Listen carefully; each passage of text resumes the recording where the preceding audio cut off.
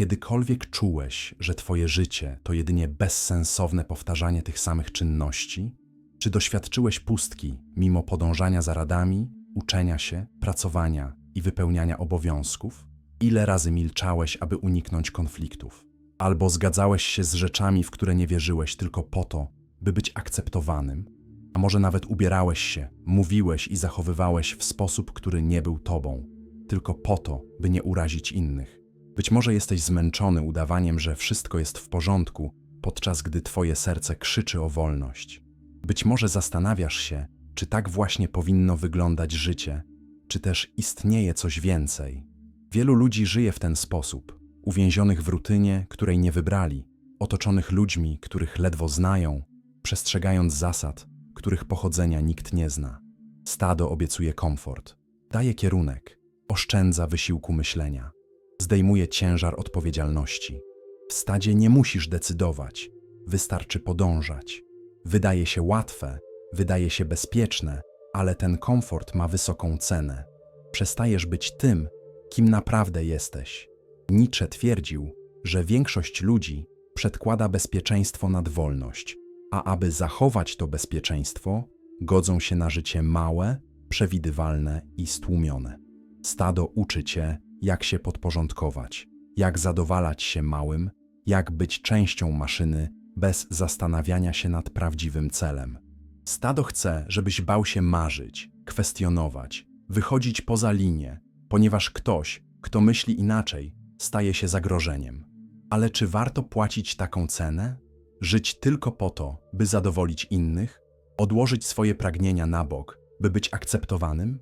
Spędzić życie, próbując dopasować się do modelu, który nie został dla ciebie stworzony? Stado oferuje iluzję bezpieczeństwa, ale jest ona krucha jak szkło. Przy pierwszym kryzysie wszystko się rozpada, a wielu zbyt późno odkrywa, że przeżyli życie, jedynie przetrwając, a nie żyjąc. Być może teraz jest czas, aby zapytać, czego naprawdę chcę, a co ważniejsze, co jestem gotów stracić, aby być sobą. Ponieważ opuszczenie stada kosztuje, ale życie w nim kosztuje znacznie więcej. Ile razy powstrzymywałeś się od słów, by nie być źle zrozumianym? Ile razy zrezygnowałeś z marzenia, bo twoja rodzina by go nie zrozumiała? Albo przestałeś robić to, co kochasz, bo inni uważali to za dziwne, przesadne, nieodpowiednie. Być może jesteś zmęczony poczuciem winy za chęć życia własnym życiem. Być może nawet nie zdajesz sobie sprawy, że nosisz w sobie lęki, które nie są twoje. Lęki odziedziczone, przekazywane z pokolenia na pokolenie, jak niewidzialne łańcuchy. Stado mistrzowsko wykorzystuje poczucie winy, by cię oswoić. Uczy cię, byś czuł się źle, gdy pragniesz czegoś innego. Społeczeństwo, rodzina, przyjaciele, wszyscy kładą ciężar oczekiwań na twoje barki. A jeśli nie sprostasz, pojawia się strach przed rozczarowaniem, przed brakiem miłości, przed odrzuceniem. Najokrutniejsze jest to, że ten strach nie zawsze jest wyraźny. Ukrywa się pod płaszczykiem zdrowego rozsądku, odpowiedzialności, wartości. Ale w głębi to tylko strach przed wolnością, bo wolność przeraża. Nikt nie bije braw, nikt nie daje instrukcji, nikt nie mówi, co robić. Nietzsche pokazuje, że moralność stada to moralność słabości. Przekształca strach w cnotę, a posłuszeństwo w dumę. Uczy, że bycie dobrym oznacza przestrzeganie zasad, nawet gdy one duszą. I nie zdając sobie z tego sprawy, zaczynasz powtarzać te głosy. Nie mogę tego zrobić. Moja matka tego nie zaakceptuje. A co, jeśli poniosę porażkę? Co o mnie pomyślą? Każda z tych myśli jest więzieniem. Pytanie brzmi, jak długo będziesz żył tak, jak chcą inni? Jak długo pozwolisz, by strach decydował? Konformizm wydaje się wygodny, ale ma wysoką cenę. Cenę bycia panem własnego życia. Pierwszy krok do opuszczenia stada jest zawsze najtrudniejszy. Nagle to, co wydawało się mieć sens, zaczyna się rozpadać. Miejsce, które cię chroniło, już nie pasuje. Rozmowy stają się puste. Relacje powierzchowne. Zdajesz sobie sprawę, że wiele twoich więzi to była tylko wygoda, nawyk, strach. A kiedy zaczynasz kwestionować, wyzywać niewypowiedziane zasady, stado reaguje. Stajesz się dziwakiem, niewdzięcznikiem, buntownikiem. Ból jest prawdziwy. To głęboka pustka. Czujesz się, jakbyś zdradzał coś większego, swoją rodzinę, społeczność, kulturę. To ciężar bycia odrzuconym przez dobrych, Przez tych, którzy podążają za scenariuszem bez pytania. Spojrzenie osądu boli bardziej niż jakiekolwiek słowa. Rozumiesz, że wielu było przy tobie tylko dlatego, że się zgadzałeś, przytakiwałeś, byłeś częścią bańki. Kiedy wychodzisz z bańki, cisza krzyczy. To cisza wykluczenia. Cisza tych, którzy nie potrafią poradzić sobie z twoją wolnością. Nietzsche wiedział, że samotność wolnomyśliciela jest nieunikniona. To uczucie nieprzynależności to początkowa cena wolności. Niełatwo uwolnić się od systemu, który od dzieciństwa kształtuje ideę, że właściwe jest podążanie za tym, co robią inni. Pierwsze zerwanie boli, ale ten ból jest znakiem, że coś w tobie się rodzi. W końcu zaczynasz żyć. Wolność nie jest kwitnącym ogrodem, jest pustynią. Kiedy wybierasz autentyczność, nie czekają na ciebie brawa, przyjęcie czy akceptacja. Czeka cię samotność. Nawet otoczony ludźmi czujesz pustkę. Rozmowy wydają się płytkie, tematy bez znaczenia. Wielu żyje jak duchy, obecni ciałem, nieobecni myślą. Najgorsze jest to, że nawet tego nie zauważają. Próbujesz dzielić się swoimi pomysłami, ale napotykasz mury. Stopniowo mówisz mniej. Nie dlatego, że nie masz nic do powiedzenia, ale dlatego, że rozumiesz, że niewielu chce słuchać. Nietzsche postrzegał tę samotność jako część procesu. Wiedział, że cena wolności jest wysoka. Tracisz komfort, aprobatę, oklaski, ale na tej pustyni coś się rodzi. Jasność. Samotność zmusza cię do spojrzenia w głąb siebie, do konfrontacji z prawdami, lękami, pragnieniami. To proces odbudowy, niezbędny i transformujący, bo tylko wtedy, gdy przestajesz szukać zewnętrznej walidacji, odkrywasz, kim naprawdę jesteś. Samotność nie jest karą, jest wezwaniem. To czas na odnalezienie siebie, zrozumienie siebie, uleczenie siebie. Kiedy wszystko wydaje się zbyt ciężkie, pamiętaj, że to właśnie w tej podróży wykuwana jest twoja siła. Pustynia nie jest końcem, jest drogą. Na początku ludzie próbują przekonać cię, byś wrócił na właściwą ścieżkę. Mówią, to tylko faza, jesteś zdezorientowany, nie komplikuj spraw. Ale kiedy zdają sobie sprawę, że nie ustąpisz, coś się zmienia. Troska zamienia się w osąd, rada w oskarżenie. Nagle stajesz się zagrożeniem. Nie dlatego, że zrobiłeś coś złego, ale dlatego, że zdecydowałeś żyć inaczej. Stado nie znosi tych, którzy myślą samodzielnie. Twoja wolność odsłania ich więzienie. Być może już to poczułeś. Przyjaciel, który oddalił się bez wyjaśnienia. Rodzina, która zaczęła patrzeć na ciebie jak na problem. Krytyka ukryta pod płaszczykiem troski. Zbyt się zmieniłeś. Uważaj, żebyś się nie zagubił. Te idee są niebezpieczne. To, co naprawdę chcą powiedzieć, to przypominasz mi o wszystkim, czym nie miałem odwagi być. Uraza stada to subtelna trucizna. Atakuje cię, udając, że chroni. Nietzsche twierdził, że moralność stada to moralność zamaskowanej zazdrości. Nie chcą, żebyś błyszczał, wyróżniał się, był wolny, bo to zmusza ich do zobaczenia własnych łańcuchów.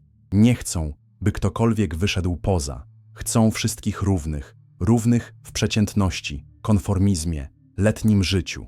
Kto ośmiela się myśleć, staje się celem. Najpierw próbują przekonać. Jeśli nie ustąpisz, odrzucają. Jeśli będziesz kontynuował, zaczynają nienawidzić. Ta wrogość jest testem. I boli. Oczywiście, że boli.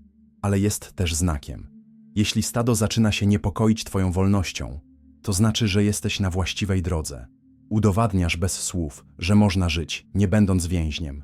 Strach, który krzyczy, nie jest twój, jest ich. Pytanie brzmi, czy pozwolisz, by ich strach cię zatrzymał?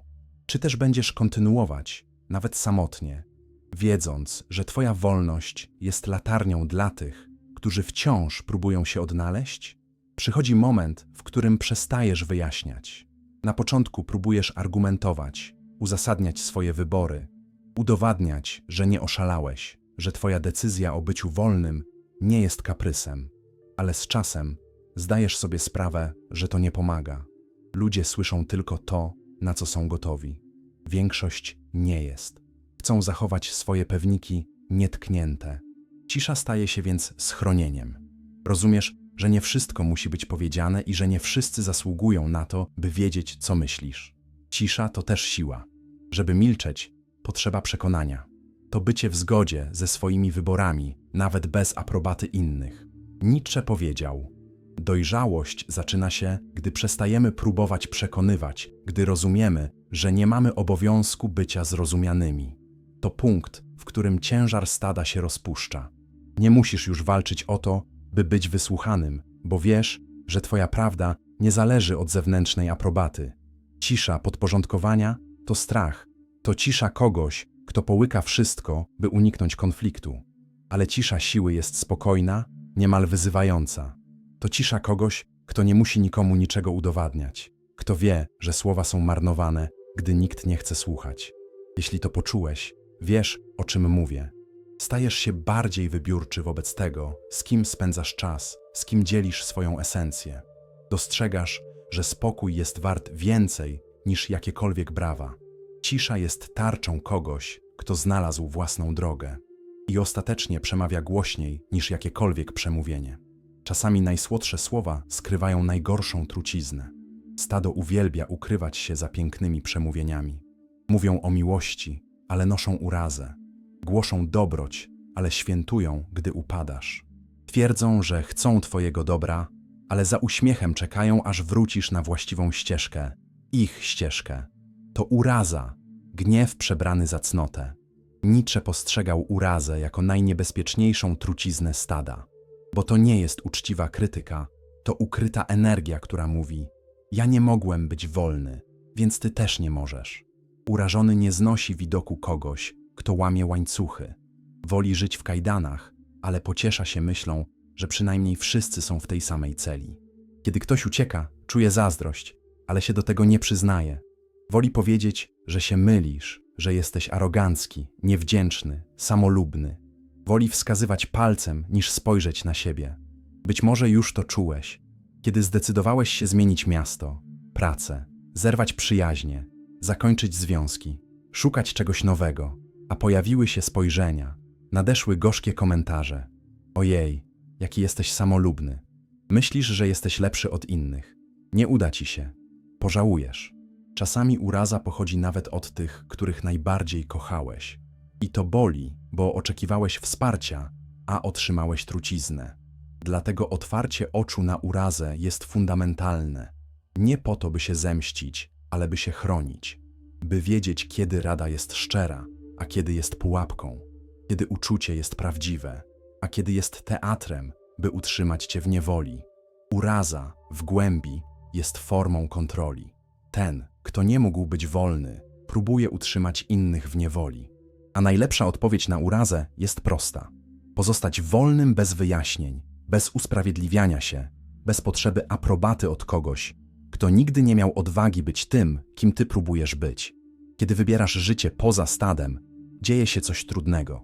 Odniesienia znikają. Stare zasady już nie działają, a nowy podręcznik na ciebie nie czeka. Nagle wszystko jest ciemne, bez znaków, bez ścieżek, bez kompasu. Każdy krok to ryzyko. I wtedy pojawia się największe wyzwanie – stworzenie własnej etyki, wykucie nowych wartości, nie odziedziczonych, nie skopiowanych, ale zrodzonych z twojego bezpośredniego doświadczenia. Nietzsche nazywał to przewartościowaniem, transformacją sposobu patrzenia na świat, odwróceniem tradycyjnych wartości i stworzeniem czegoś nowego na podstawie własnego doświadczenia. Nie jest to łatwe. Stado lubi dawać wszystko gotowe, co jest dobre, co złe, co jest sukcesem, co porażką. Ale kiedy zrywasz z tym, rozumiesz, że te definicje są kruche. Służą jedynie utrzymaniu kontroli. Poza stadem nie ma już dobra ani zła w starych formach. Są tylko pytania. Co jest dobre dla mnie? Co sprawia, że rosnę? Co łączy mnie z moją esencją? To jest najbardziej przerażająca, a zarazem najpiękniejsza część. Przestajesz żyć według standardów innych i zaczynasz doświadczać życia własnymi rękami. Odkrywasz, że pewne błędy to tylko drogi, że pewne porażki to lekcje, że pewne grzechy to krzyki wolności. Ciężar tradycyjnej moralności upada, a w jego miejsce rodzi się coś nowego. Etyka zbudowana na skórze, na pocie, na sercu. Etyka, której być może nikt nie zrozumie i to jest w porządku. To samotna droga, ale potężna, ponieważ kiedy tworzysz własne wartości, stajesz się niewzruszony. Krytyka cię nie obala, naciski cię nie kształtują. Żyjesz, by być wiernym sobie, a nie zadowalać niewidzialne publiczności. I w końcu zdajesz sobie sprawę, że jedyna aprobata, która ma znaczenie, to twoja własna. Bycie wolnym wydaje się marzeniem, dopóki naprawdę nie staniesz się wolny. Na początku wszystko jest okrzykiem zwycięstwa. Czujesz, że możesz zrobić wszystko, że nic cię nie powstrzymuje, że świat jest otwartym polem. Ale z czasem to, co było lekkością, staje się ciężarem, ponieważ wolność, wbrew temu, co ci powiedziano, nie wiąże się z gwarancjami, nie obiecuje komfortu, nie przynosi bezpieczeństwa, nie dostarcza gotowych instrukcji. Wymaga, abyś był jedyną osobą odpowiedzialną za każdy wybór, każdy błąd, każdą konsekwencję. I to przeraża. Zdajesz sobie sprawę, że nie możesz już winić społeczeństwa, rodziny, nauczycieli, rządu. Teraz to tylko ty i życie twarzą w twarz, bez wymówek. A ciężar tego jest czasem miażdżący, ponieważ w tym samym czasie, gdy wszystko jest możliwe, wszystko też może pójść nie tak. Nie ma już nikogo, kto trzymałby cię za rękę. Jesteś jedynym przewodnikiem na swojej drodze. I dla wielu ta wolność jest nie do zniesienia. Nietzsche o tym wiedział. Mówił, że niewielu potrafi znieść brzemię prawdziwej wolności, ponieważ nie daje ci ona oklasków, ani gwarantowanego miejsca, ani aprobaty. Przeciwnie, izoluje cię, wyzywa, sprawia, że wątpisz we wszystko, nawet w siebie. Wolność to otwarte pole, ale to pole może być też przepaścią. Ale w tym właśnie tkwi chwała, ponieważ bycie wolnym, mimo wszystko, to bycie naprawdę żywym. To wiedza, że każdy krok jest twój, że każde osiągnięcie rodzi się z twojej odwagi i że każdy ból jest częścią ceny, którą zdecydowałeś się zapłacić. To życie bez etykiet, bez aprobaty, bez publiczności, akt czystego buntu i czystego piękna. Nie jesteś zrozumiany, ale to nie ma znaczenia. Nie otrzymujesz oklasków, ale to cię nie definiuje. Po prostu jesteś i to wystarczy. Przychodzi moment, w którym rozumiesz. Nie możesz już czekać, aż ktoś ci powie, co robić. Rozglądasz się i zdajesz sobie sprawę, że nie ma mistrzów, podręczników, właściwej drogi. Ci, którzy wydają się mieć odpowiedzi, są równie zagubieni jak ty. Po prostu lepiej to ukrywają. I wtedy coś się zmienia. Jeśli nikt nie zna drogi, to wytyczysz własną. Nietzsche nazywał to byciem nadczłowiekiem, osobą, która tworzy własne wartości, która nie potrzebuje już zasad stada, aby istnieć. Nie chodzi o bycie doskonałym ani lepszym od innych. Chodzi o bycie wiernym sobie, nawet gdy cały świat próbuje cię przekonać, że się mylisz. To bycie własnym przewodnikiem, nawet jeśli nikt nie rozumie mapy, którą rysujesz. Nie potrzebujesz aprobaty rodziny, przyjaciół, współpracowników. Nie musisz wyjaśniać swoich wyborów. Nie musisz się usprawiedliwiać. Spokój kogoś, kto wie, czego chce, jest cichy. Nie krzyczy, nie popisuje się, nie błaga o uwagę. Kroczysz pewnymi krokami, nawet jeśli głosy wokół próbują cię zwieść. W końcu zdajesz sobie sprawę, że najpotężniejsze dziedzictwo nie tkwi w pięknych słowach czy złożonych teoriach. Jest w cichym przykładzie tych, którzy odważyli się być wolnymi. Tych, którzy mieli odwagę powiedzieć nie stadu. Tych, którzy żyli autentycznym życiem. Nawet jeśli kosztowało ich to akceptację innych. Świat zawsze będzie próbował przekonać cię do powrotu do stada, ale ty już wiesz, że cena jest zbyt wysoka. Przeszedłeś już przez pustynię, wytrzymałeś ciszę, stawiłeś czoła urazom. Teraz jesteś swoim własnym przewodnikiem, a ta wolność jest bezcenna.